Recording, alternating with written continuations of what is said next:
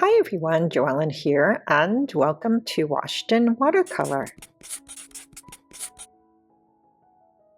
Well, it's been a long and cold winter here in New England, and I thought just for some inspiration, it would be great to paint these beautiful, colorful flowers. I'll start off with a basic light drawing. First, I'll draw in the pot, and then I'll look at each flower as though they're a circular shape. And I'm just looking to get some placement.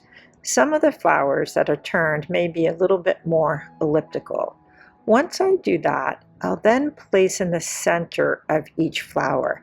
If a flower is turned just a little bit, that center may be lower.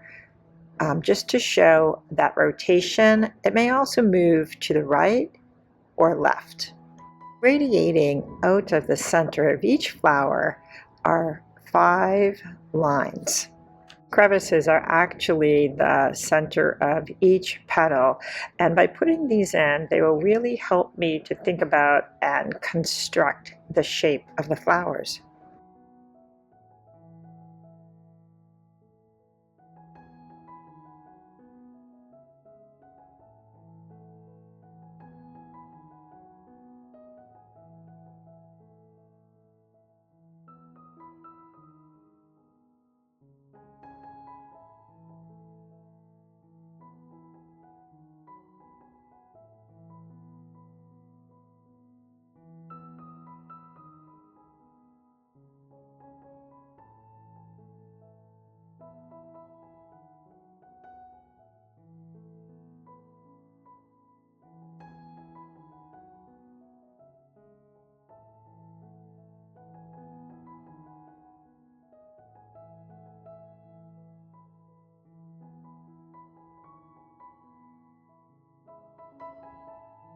Once I'm satisfied with my drawing of the flowers, I'll add the pattern on the pot. I'll also add the cast shadows as well.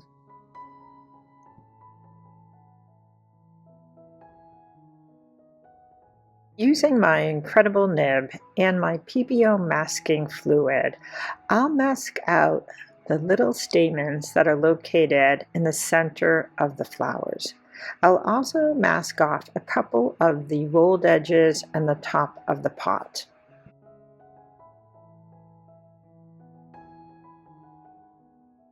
The colors I'll be using for today include Winsor Lemon, Quinacridone Gold, Winsor Orange Red shade, Winsor Blue Green shade, Sap Green, Perylene Green, Burnt Sienna, Neutral Tint, and maybe a touch of Winsor Violet. I begin by painting all of the flowers with a nice bright, even coat of my Winsor Lemon.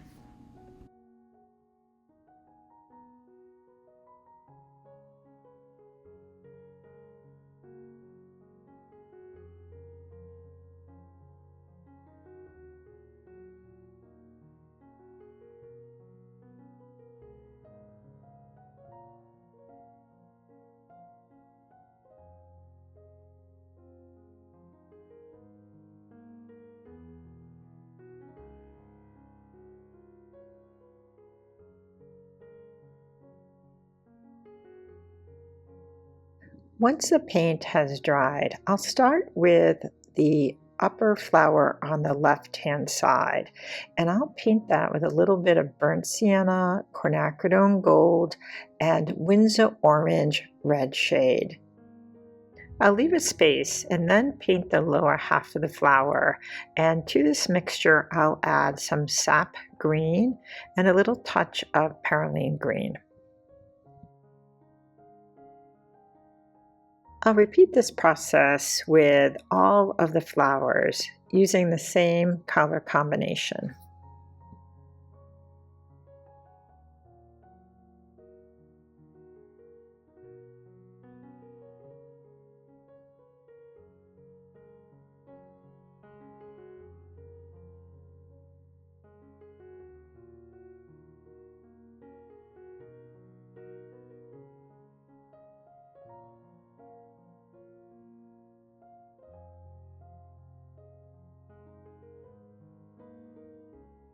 In this closer view, you can see how I manipulate the paint and the water to create the beautiful depth in this flower.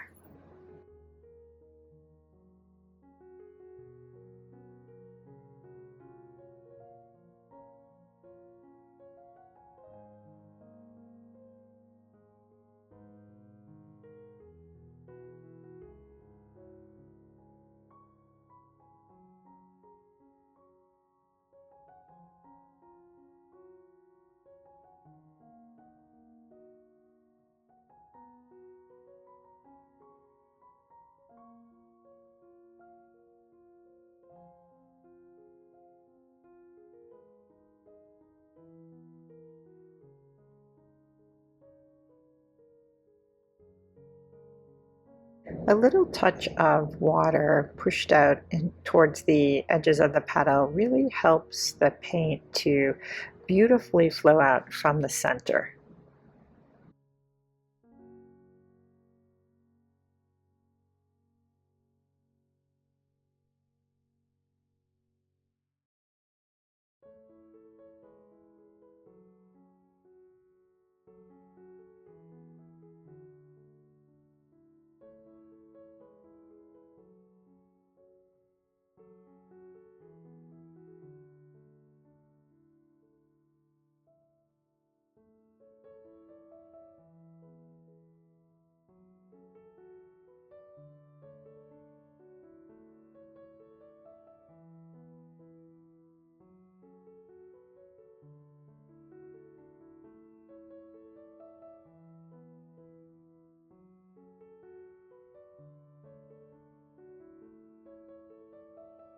I'm pretty satisfied with the shape and color of the flowers. So now I'll start to paint in some of the leaves and stems. And for this, I'm using some sap green with a little bit of burnt sienna.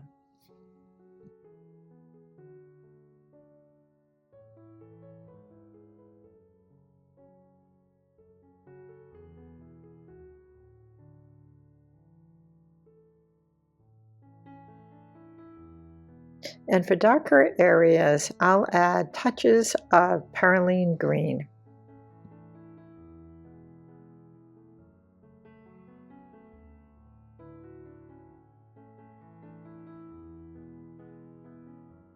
I just love the darker contrast. It really brings out the flowers. Next, I'll paint the pot, and for this I'm going to use some lemon yellow, some touches of Windsor blue green shade, a little bit of my Windsor violet. Hopefully that will do the trick. I'm working just a wet into wet wash in this small area, and I want to make sure that I keep the center a little lighter.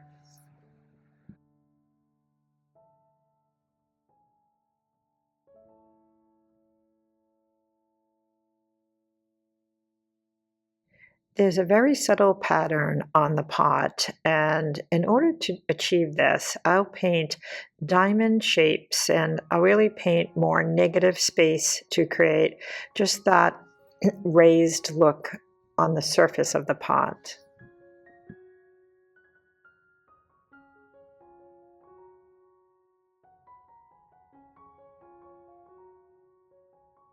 Using the same color combination, I'll next paint the dark cast shadows that I see on the pot.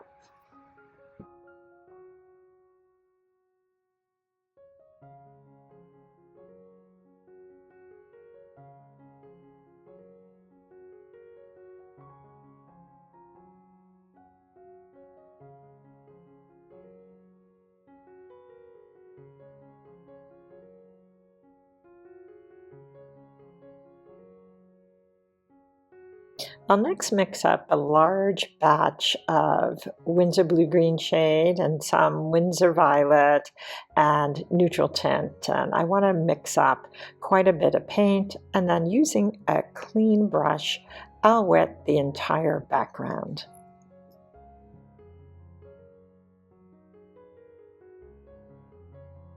When the entire thing is wet, first I'll drop in some Windsor lemon.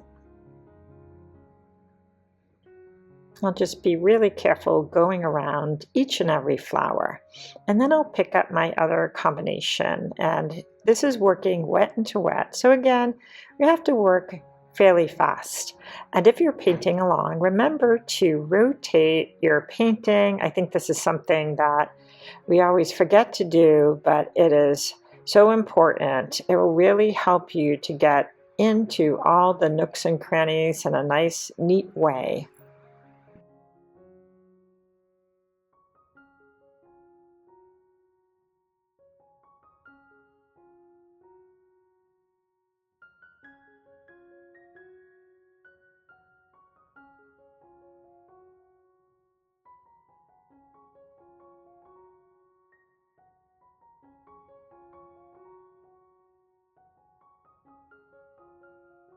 Once my background has dried, I'll use that same color combination to paint in the cast shadow. Using both perylene green and some burnt sienna, I'll paint in some of the really dark areas of the greens.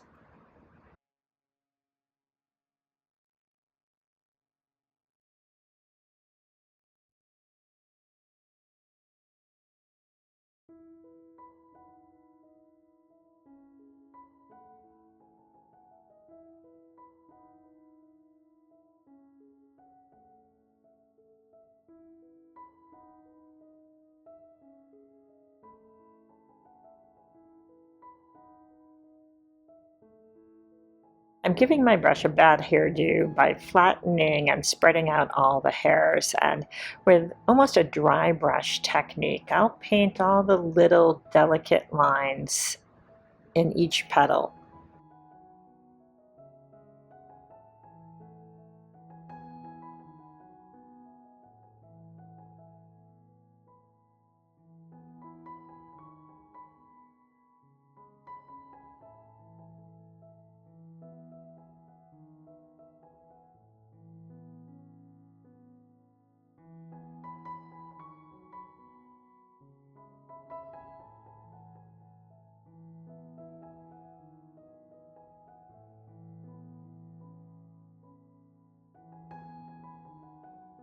I'll continue to darken the centers and cast shadows of each flower.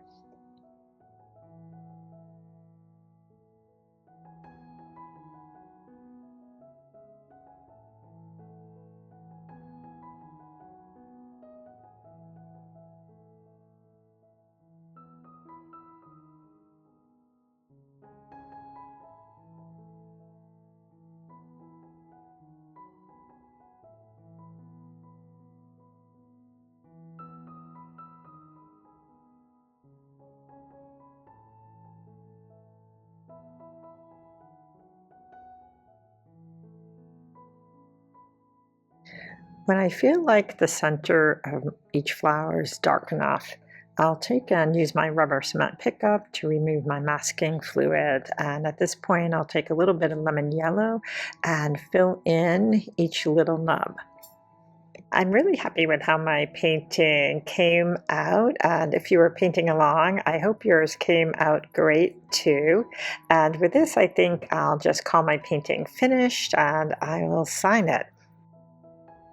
Thank you so much for watching, and please remember to like, subscribe, and comment too. Have a great day.